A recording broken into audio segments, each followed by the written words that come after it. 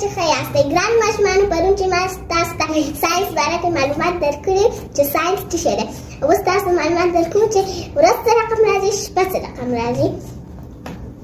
ګران ماشومانو، ځمکه چې ده دوه قسمه حرکت لري. یو حرکت یې داسې ده چې دغسې تاویږي، کله چې لمر ته مخه شي نو ورځ شي، کله چې لمر نه مخه اخوا شي شپه شي، نو دې ته وایي سریر شاته.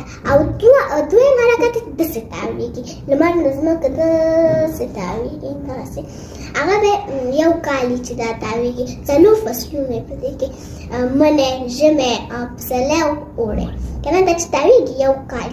او بل مهمه خبره دا ده چې دا ځمکه تاویږي ولې موږ نه پوهېږو. ځمکه ډېره منظمه تاویږي، داسې نه تاویږي چې یو ځل تېز شي هو او هو، داسې نه تاویږي یو ځل تېزه شي یو ځل شلو شي، منظمه تاویږي.